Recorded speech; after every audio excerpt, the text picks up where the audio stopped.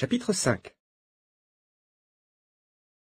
Bruxelles, le 24 mai. Réunion de toute l'équipe dans les bureaux du journal La Vie. Jackie est revenu de Paris, où il a passé du temps à observer Pierrick Martin. Avant que commence le tournoi de Roland-Garros, Dulac, notre chef, lui a demandé de faire un travail de paparazzi, de photographier le champion partout et dans toutes les circonstances.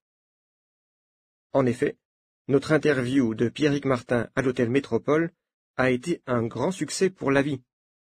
Le public aime ce nouveau champion qui gagne tous ses matchs et qui est beau comme un acteur de cinéma. Dulac commence la réunion.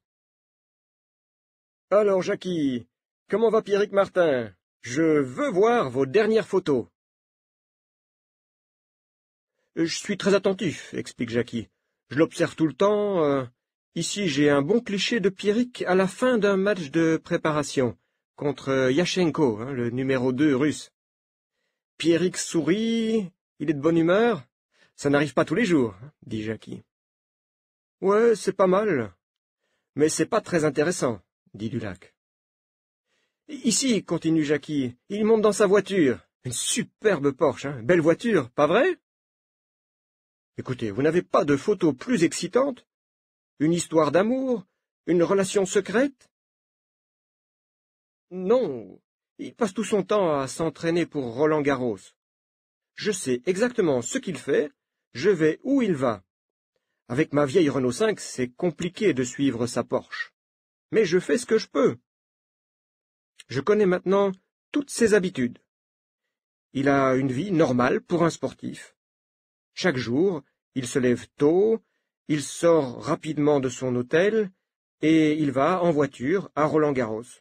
Il prend son petit déjeuner au club VIP, il s'entraîne de 10 heures à 13 heures, ensuite il déjeune. « Assez, assez !» interrompt Dulac. « Pierrick Martin doit avoir des secrets. Je veux des photos plus personnelles, des informations plus secrètes.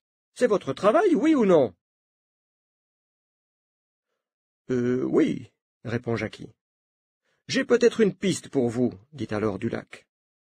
Je voudrais vous montrer, à tous les trois, une lettre anonyme que j'ai reçue. Lisez ça. Pierrick Martin va mourir. »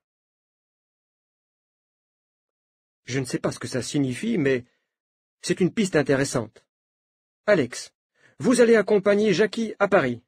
Vous allez suivre Pierrick Martin jour et nuit si nécessaire, jusqu'au tournoi de Roland-Garros.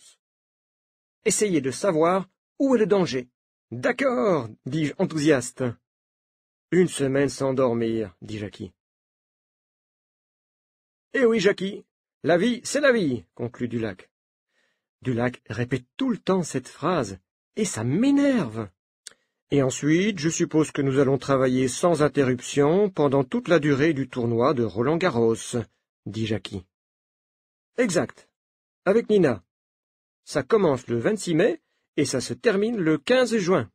Sur une des photos prises par Jackie, le visage d'un homme attire mon attention. Je les interromps. « Jackie, est-ce que tu sais qui est ce type que tu as photographié ici, à côté de Pierrick ?»« Non, mais c'est pas compliqué à savoir.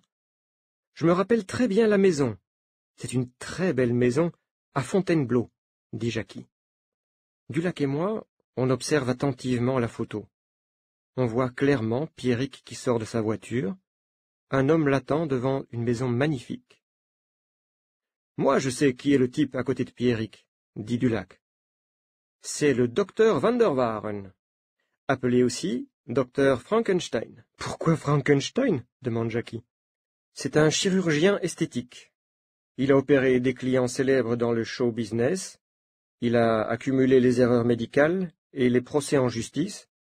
Van der Waaren a été condamné. Il ne peut plus pratiquer aucune opération chirurgicale. »« Et c'est peut-être un bon sujet pour un reportage, dis-je. »« Non, dit Dulac. Si Frankenstein a opéré illégalement le nez de Pierrick Martin, mais que personne ne voit la différence, ça n'a pas d'intérêt pour ses admirateurs. Cherchez. »